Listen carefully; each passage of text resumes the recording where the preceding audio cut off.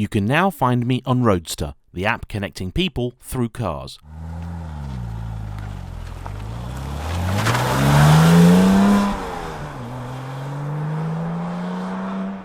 Hello everybody, I'm James and I'm something of a Porsche fan.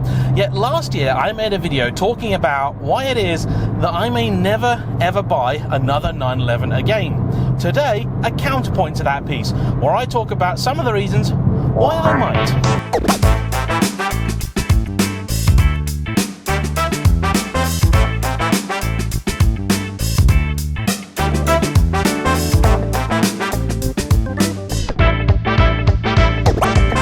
The backdrop for today's drive and talk, we have this beautiful 2008 997 Turbo in an absolutely glorious specification. The colour combo may not be my first choice, as people that watch this channel know I am a card-carrying tart and love my Laria colours.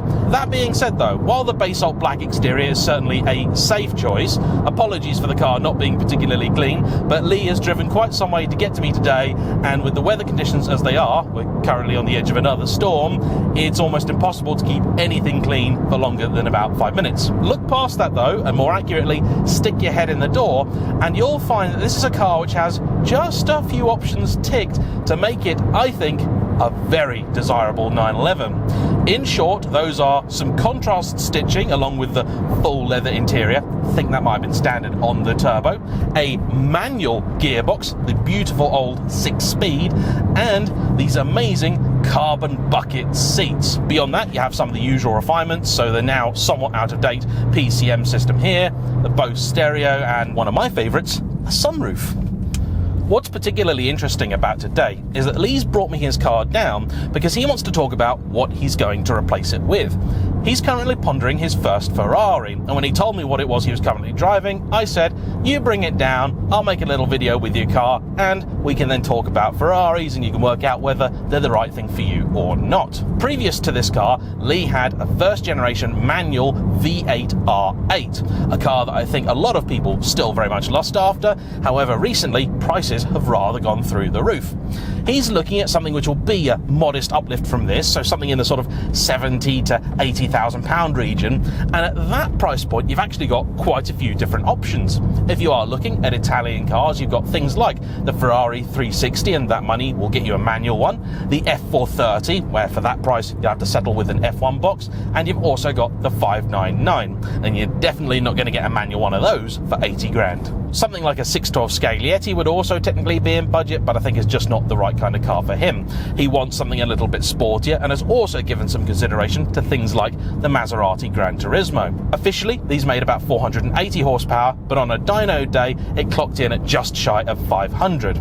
Torque is healthy as you might expect at 457 pound-feet, that I think is around 620 newton meters, but if you spec the Sport Chrono pack that brings with it the little stopwatch on the dash nobody ever uses, you also get a 10-second overboost function, and that raises the torque by about 10% for 10 seconds. Very handy. This generation of 997 was also the last turbo to have the famed Metzger engine. The second generation 997 went over to the DFI, as then introduced for the regular Carrera, whereas the GT3 stuck with the Metzger lump until the introduction of the 991. The big development for these cars was the introduction of the variable vane turbine geometry, and what that meant is the turbo can spool up a little bit quicker and makes the engine a lot more responsive, and it really does work. You put your foot down at 2000 RPM in here and the car will just go. A 996 by comparison feels a lot more old school turbocharged. Unless it's going beyond about 3,500 RPM, the engine isn't that interested. That's not to say that it's undrivable, but when you have experienced a more modern turbo unit, the difference is quite pronounced. The problem though that Lee is facing, and I can entirely sympathise, is that because this engine is so ludicrously flexible, it renders the manual gearbox almost redundant. And as we have some clear road, why don't we see just how capable this car is?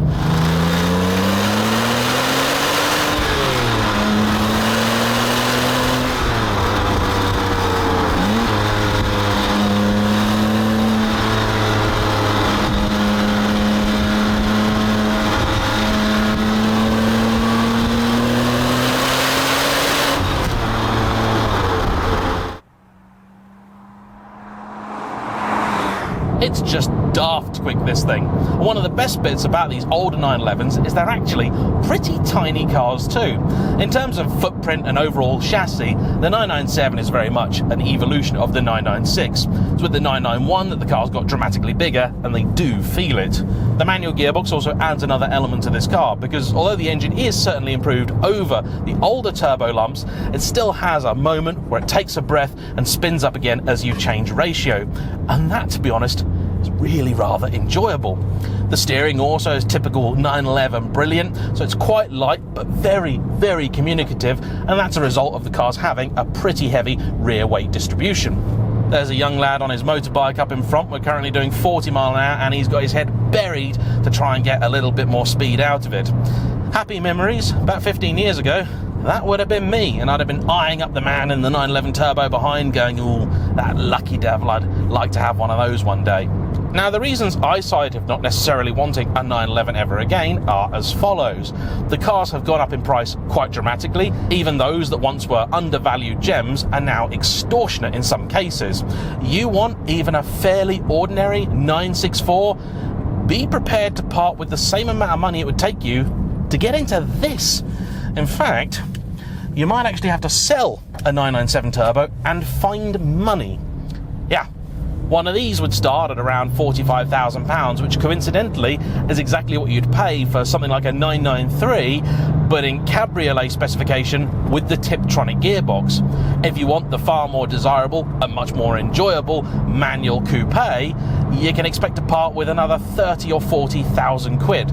So by the time you're looking at 70 to 80 grand on an air-cooled 911, that's just too much. And for me, it's not necessarily a case of, well, I don't think they're worth that much money, because clearly they are if people are paying those prices. It doesn't help that I remember when they were 20 grand or a lot less for a 964, but that's just market forces. Houses used to be 10 grand as well. There's nothing I can do about that. But what it does mean is that if you're going to spend that amount of money, you're always going to be looking at all the other things you could have at the same price. And for 70 or 80,000 pounds, I would really rather struggle to get into a 993 and not feel bad about it, when I could have had, say, a 360 or something similar for the same money. I am also quite a big fan of convertibles, and with the 911 you can get a sunroof. That to me is reasonably essential. But if you do want a proper drop top, and I can understand why you would, these never really worked quite so well. They just look a little bit wrong to me, whereas a Boxster is designed from the off to be a convertible, and it looks much better.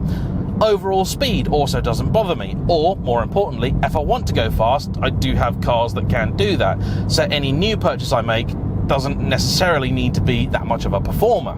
I would be perfectly happy with a 997 C2S. In fact, I would prefer a Gen 1 over a Gen 2. I can't remember the last time I actually drove one of those, and I don't think I featured one on the channel. So if you do happen to have a 997.1 C2S, I would love to have a go.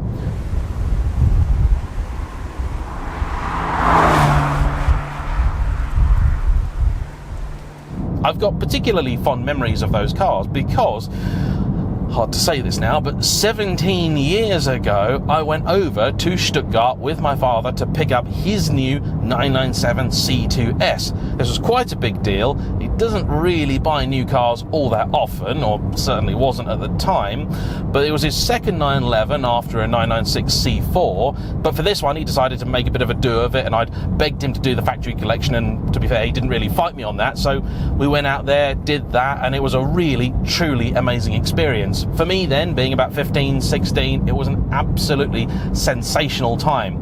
Going to any car factory is always exciting, and I think that may have been the first time I actually got to go through one properly. To have then seen how all these cars are made, and they really are quite hand assembled, these things, and at the very end see your new car, or well, your dad's new car, but when you're 16 it's the same thing, you know. And when you see that car sat there ready to go with a German number plate on it, that's an important memory. That's a really special thing, and I think Porsche have been one of the better companies at appreciating just how significant it is, making sure that younger people who can't afford or even drive your products yet still feel welcome. And I did feel very welcome at Porsche, and they made me feel like I was a genuine part of the experience. It was also the first time I got to see a Carrera GT in person, and that to date is an absolute dream car. I've only sat in a couple, I've been out in one on the move once, never driven one though. I'm quietly confident that one day that may change, but the truth is I'm not really rushing that moment to come, because I think the longer I savour it, if it is as good as I hope, the more enjoyable it's going to be.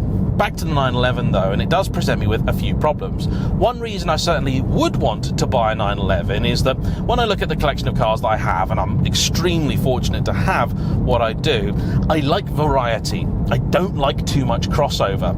My Maserati is going to be going very, very soon. I had a whole bunch of people get in touch with me about buying that. A deal has been done, so if you wanted the Maserati, I'm very, very sorry, it is going to be going. One of the things that made me want to sell that car, and I know this is going to sound very odd, is that it did my head a little bit knowing that it had more or less the same engine as in my 430. I know there are differences, and I know that having two examples of one of the finest engines ever made isn't exactly a hardship, but it seemed like so much of a waste to me to have a car with a key component so similar to one that I already owned. Let's take a break for a moment and enjoy this road, because this is one of the ones I was telling you about earlier. You bring certain stuff down here and it's just uncomfortable, but this, not at all.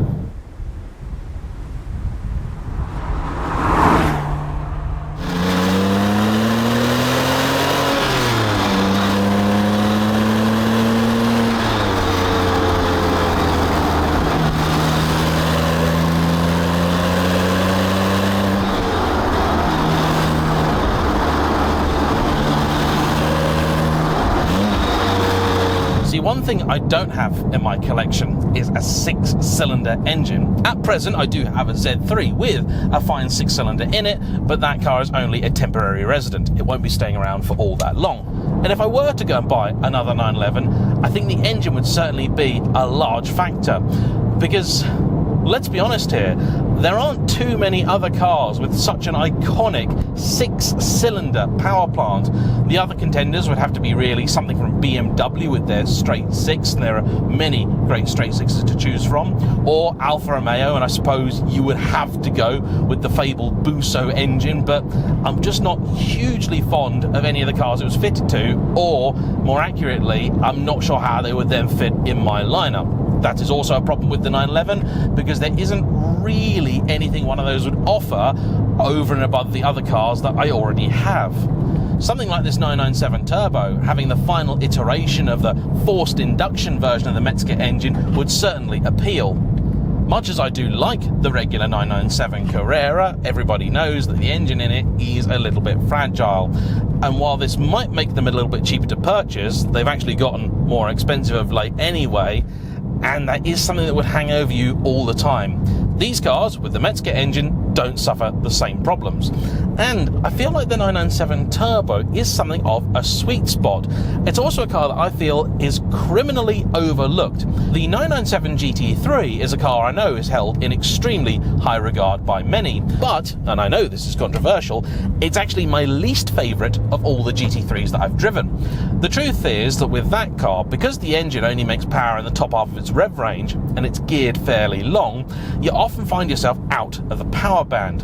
And on road, that can be frustrating. On track, doubly so. Somewhere like Blyton Park, for example, I drove a 997 GT3 around there. There was a guy in a 981 Spider, and I simply couldn't keep up with him, because at no point could I find the right gear for that car. The gearbox also, I found in those, doesn't want to be rushed, and that meant it was a very frustrating experience. On the road then, you find yourself either revving the car too much or too little, and that means if you want to enjoy it at a good pace, not a silly one, it can be tricky.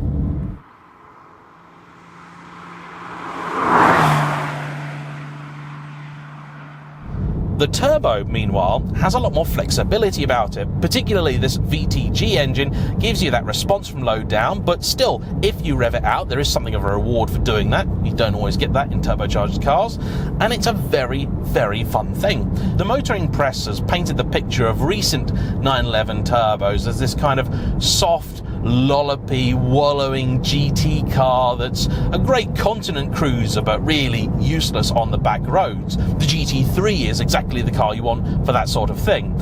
Yet for years it's always been the case that on track a turbo is actually just as quick as a GT3, and on road it's probably quicker, certainly in real world driving conditions where you aren't taking it to the max in every single gear. With the 996 turbo, I certainly would have said that the naturally aspirated cars, all of them, not just the GTs, were the more enjoyable drive. But here, the turbo's retained enough of that sparkle in the engine department that it doesn't detract from the experience.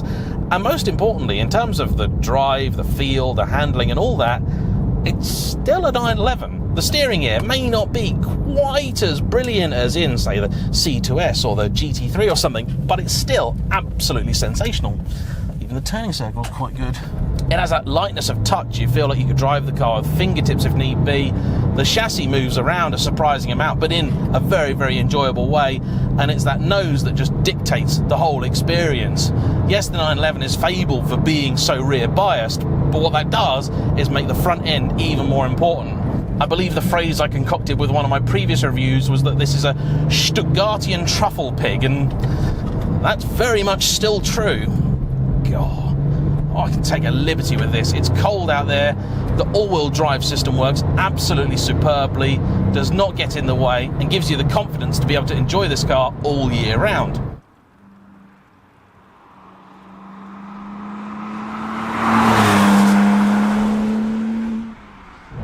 I've been driving some really nice stuff recently, but even still, getting in one of these is just a joy. The 997 also fixes the biggest problem of the 996, which is the fairly low-rent interior. This car in particular, with the way it's specified and these amazing seats, love these, they're brilliant. It just works. One thing about being a YouTuber, you often find it discussed whether you're actually buying cars for yourself or for YouTube, for your audience. The truth is, for me, somewhere in the middle. But I'll never buy a car that I don't want just for YouTube. In fact, several times I'm sure I've bought cars that I'm pretty certain won't do that well. The only thing that would generally put me off buying a car is if another YouTuber has just bought one almost exactly the same. It's one of the reasons I didn't really look at 430s for quite a long time, is because Seb Delaney had a Scuderia, and I figured as I'll never be able to afford a Scuderia, there's just no point having a cooking 430. In terms of content creation, I think there'd probably be quite a bit you could do with a car like this. I suppose you could look at modding it, you could also just look at the general day-to-day running, this, that and the other. But I've already got a Porsche that kind of does that, the 968, and I'm really looking forward to doing some bits with that. It's also a very underrated and sort of semi-forgotten car, and I do enjoy an underdog. A 997 Turbo, not exactly an underdog. And whilst my circumstances may change at some point in the future, right now, if I did want to buy a car like this, I would have to let something else go. As the Maserati will soon be going, the car I need to buy is a 4-seater. And this just doesn't qualify. Those seats in the back, really, not much use at all. Something like, say, the Maserati Gran Sport, I could nearly justify, but then we do wind up at the same problem with the engines again. Maybe I'll have a Gran Sport one day, maybe not, I really don't know. I enjoyed the Maserati ownership experience considerably more than I thought that I might. I do now have a very good working relationship with Porsche GB. That gearbox, by the way, if I haven't ranted and raved about it already, just pretend that I did. I noticed that there is a sport button down here and a sports suspension button, but I don't need them. Let's try the old sports suspension, shall we? Do a little bit of reviewing while I'm here. Yeah, it's stiffen the car up a little bit. It's just taking the body roll out, but to be honest, I actually don't mind the body roll.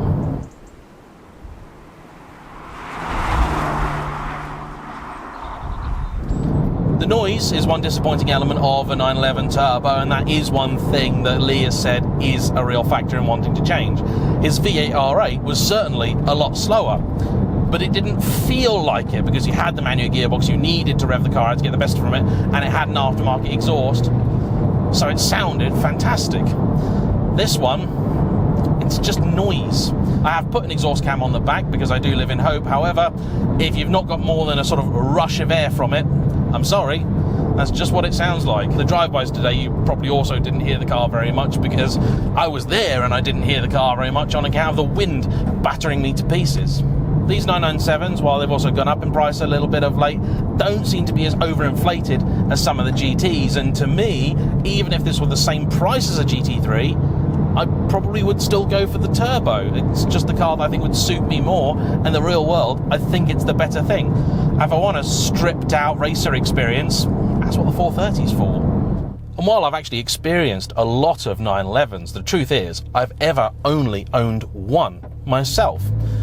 I really liked it as well. I'm very grateful to Lee for bringing this car out. I've really enjoyed getting back behind the wheel of a 997, and the turbo is still a car I think I could see myself in. Not today, not tomorrow, but one day, maybe I will have another 911. Anyway, thanks to you all for watching. Please like, comment down below, subscribe if you haven't already, and I'll see you for the next one. Bye-bye.